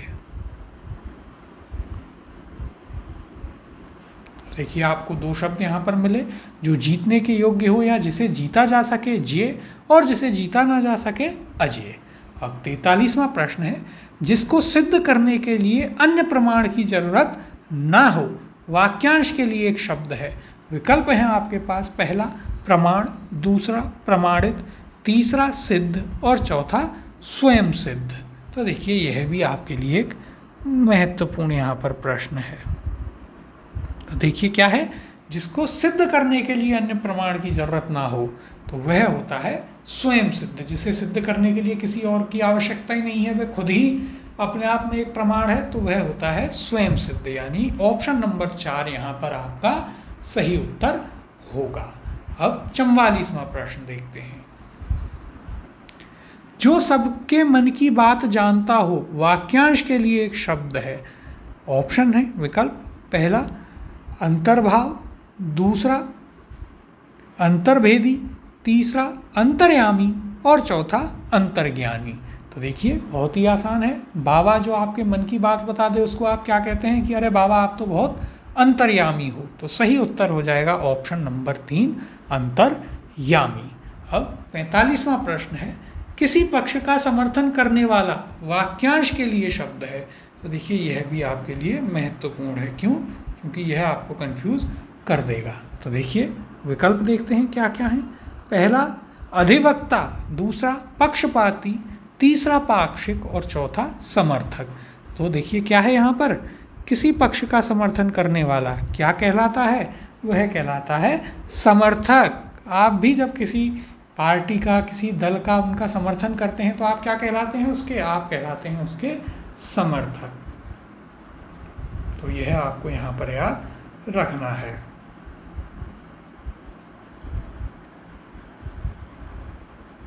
और इसमें कंफ्यूज भी ना हो। अब देखिए आगे 46वें प्रश्न की ओर चलते हैं। क्या कह रहा है 46वां प्रश्न, मोक्ष की इच्छा रखने वाला वाक्यांश के लिए एक शब्द है। तो देखिए यह तो आप बहुत ही आसानी से कर लेंगे। पहला विकल्प मुमुक्षा, दूसरा मुमुक्षु, तीसरा मोक्षगामी और चौथा मोक्षी। तो देखिए क्या पूछा है, मोक्ष की इच्छा रखने वाला। मोक्ष की इच्छा आप जानते हैं क्या होती है, मुमुक्षा, और यहाँ पर क्या है, मोक्ष की इच्छा रखने वाला। तो मोक्ष की इच्छा रखने वाला कहलाता है मुमुक्षु। सही उत्तर हो जाएगा ऑप्शन नंबर 2। मुमुक्षा क्या होती है, मुमुक्षा होती है मोक्ष की इच्छा। तो देखिए यह तो हम आपको शुरुआत में ही करा चुके हैं, लेकिन महत्वपूर्ण है तो इस बार और आपके लिए लिख देते हैं। अब ये चीज़ें आपको शुरुआत में बता दी गई, अच्छे से इनको लिख के याद करें, और इनको तो बिल्कुल आप ऐसे कर लें कि वाक्यांश देखते ही शब्द याद आ जाए और शब्द देखते ही आपको वाक्यांश याद आ जाना चाहिए। तब आपके प्रश्न जो हैं एकदम सही होंगे, गलत होने का कोई भी चांस नहीं होगा। 47वां प्रश्न है, हर काम में देर करने वाला वाक्यांश के लिए एक शब्द है। विकल्प हैं, पहला अदूरदर्शी, दूसरा दीर्घदर्शी, तीसरा दीर्घसूत्री और चौथा विलंबी। तो देखिए यह भी आपके लिए एक महत्वपूर्ण प्रश्न है। अधिकतर लोग यहाँ पर क्या करेंगे, वे चौथे विकल्प को उत्तर लगाएंगे और इसे गलत कर लेंगे। हर काम में देर करने वाले को कहते हैं दीर्घसूत्री। तो सही उत्तर हो जाएगा ऑप्शन नंबर 3। तो देखिए याद रखिएगा, महत्वपूर्ण है। वहाँ पर आपको हो सकता है पहला ही विकल्प दिखे विलंबी और आप आगे के विकल्पों को पढ़ें भी ना और उसे उत्तर मानकर आगे चले जाएं अगले प्रश्न पर। लेकिन ये जल्दबाजी हमें नहीं करनी है। आपको बेशक प्रश्न को पढ़ते ही उत्तर दिमाग में आ जाए कि इसका उत्तर यही है, लेकिन फिर भी आप एक बार सारे विकल्पों को जरूर देखिएगा, जिससे कोई भी गलती ना हो आपसे। तो यदि ऐसा है कि आपको प्रश्न आ रहे हैं, बहुत अच्छा पेपर जा रहा है, लेकिन एक्साइटमेंट में आकर के आपको अपना होश नहीं खोना है, शांत दिमाग से काम करते रहना है। 48वां प्रश्न है, दुर्भेद्य शब्द के लिए वाक्यांश है। तो देखिए यह भी आपके लिए महत्वपूर्ण है और यहाँ पर सारे ही विकल्प महत्वपूर्ण हैं। क्या है, दुर्भेद्य के लिए वाक्यांश है। विकल्प दिए गए हैं, पहला जिसको भेदना कठिन हो, दूसरा जिसे दूर करना कठिन हो, तीसरा जिसे पार करना कठिन हो और चौथा जिसे लांघना कठिन हो। तो एक एक करके देखते हैं इन्हें।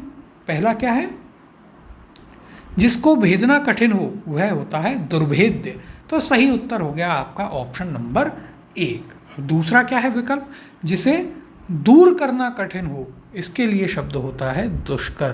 क्या होता है, इसके लिए शब्द होता है आपके पास दुष्कर। फिर देखिए तीसरा विकल्प है, जिसे पार करना कठिन हो, तो यह होता है दुष्पारगम्य। क्या होता है, यह होता है दुष्पारगम्य।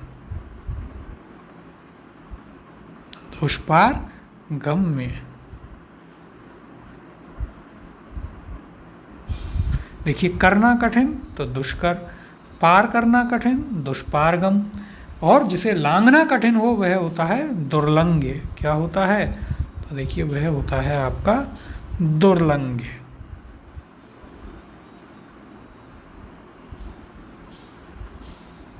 तो ये आपके लिए सभी बहुत ही महत्वपूर्ण थे। जितने भी यहाँ पर आपको शब्द दिए गए, पूरा प्रश्न ही आपके लिए बहुत ही महत्वपूर्ण था। यहाँ पर आपको क्या क्या शब्द मिले देखिए, जिसको भेदना कठिन हो दुर्भेद्य, जिसे दूर करना कठिन हो दुष्कर, जिसे पार करना कठिन हो दुष्पारगम्य और जिसे लांघना कठिन हो दुर्लंघ्य। तो ये आपको याद रखने हैं। एक जैसे शब्द हैं, एक ही उसमें बताए हैं, एक ही जगह स्थान पर आप लिख लीजिए, जिससे आप एक साथ इन्हें याद रखें और आपको कोई भी कन्फ्यूज़न इनमें बिल्कुल भी ना हो। अब 49वां प्रश्न देखते हैं। अधिक समय तक जीने की इच्छा वाक्यांश के लिए उपयुक्त शब्द है। तो देखिए बिना विकल्प देखे उत्तर आ जाना चाहिए दिमाग में। विकल्प देखते हैं, पहला जिगीषा, दूसरा जिगीषु, तीसरा जिजीविषा और चौथा जिजीविषु। तो क्या है, अधिक समय तक जीने की इच्छा क्या कहलाती है, जिजीविषा। तो सही उत्तर हो जाएगा यहाँ पर आपका ऑप्शन नंबर 3। और जिजीविषु क्या होता है, जो लंबे समय तक जीने की इच्छा रखे, जिसे जिजीविषा हो वो जिजीविषु होता है। फिर यहाँ पर एक आपके पास आया है जिगीषा। तो देखिए जिगीषा हमने आपको बताया था क्या होती है, जीतने की इच्छा। क्या होती है जिगीषा, जीतने की इच्छा। और जिसे जिगीषा हो उसे क्या कहते हैं, जिगीषु कहते हैं। तो यह याद रखिएगा। अब 50वां प्रश्न देखते हैं। आदि से लेकर अंत तक वाक्यांश के लिए उपयुक्त शब्द है। किसके लिए, आदि से लेकर अंत तक। विकल्प देखते हैं यहाँ पर, पहला अनादि, दूसरा आजीवन, तीसरा आद्योपांत और चौथा सर्वान। तो देखिए क्या है, आदि से लेकर अंत तक। यह भी कई बार आपको प्रश्न में मिलेगा, प्रश्न के तौर पर या फिर आपको कहीं विकल्प के तौर पर भी यह मिल सकता है। तो महत्वपूर्ण है, याद रखिएगा। आदि से लेकर अंत तक क्या होता है? आद्योपांत। तो देखिए सही उत्तर हो जाएगा ऑप्शन नंबर 3 आद्योपांत, या फिर ये आपको देखिए आद्योपांत इस प्रकार से लिखा हुआ मिलेगा। शुद्ध तो ये है, लेकिन अब विकल्प में यहाँ पर यह लिखा है, तो आप याद रखिएगा आदि से लेकर अंत तक होता है आद्योपांत। तो देखिए ये थे हमारे आज के प्रश्न। कौन सा अध्याय हमने किया है? वाक्यांश के लिए सार्थक शब्द। आराम से करेंगे। अब देखिए इसके बाद 3 ही अध्याय बचे हैं, बहुत आसान से। कौन कौन से? शब्द युग्म है एक, जिसमें आपको थोड़ा समय लगेगा। उसके बाद तो फिर सीधे हमें पर्यायवाची और विलोम शब्द करने हैं, तो वो तो हम आपको सीधे लिखा लिखा कर करा देंगे। उनमें आपको सिर्फ याद करना है, कोई समझने की बात है नहीं। और आपका सिलेबस जो है सब इंस्पेक्टर का पूरा हो जाएगा। लगभग 6 महीने आपके पास बचेंगे। 6 महीने हम फिर अच्छे से क्वेश्चन प्रैक्टिस करेंगे, हर अध्याय के प्रश्न लेंगे, टेस्ट लेंगे और उन्हें अच्छे से करेंगे। 6 महीने में इतने प्रश्न कर लेंगे कि आपको एग्ज़ाम में कोई दिक्कत ना आए, उनसे बाहर कोई भी शब्द आपको देखने को ना मिले। तो ये थे हमारे आज के प्रश्न वाक्यांश के लिए सार्थक शब्दों के। आप इन्हें कैसे करना है? पहले प्रश्न से लेकर अब तक के विकल्पों में या जहाँ भी जो भी आए हैं उन्हें आप अपनी नोटबुक में लिखते जाइए। जो हमने आपको एक साथ बताए महत्वपूर्ण, जैसे इंद्रियों वाले और इच्छाओं वाले, उन्हें अच्छे से एक साथ लिख लीजिएगा। लिख कर इनकी प्रैक्टिस कीजिए और फिर इन्हें पढ़ते जाइएगा। मिलते हैं अगली कक्षा में आगे के प्रश्नों के साथ।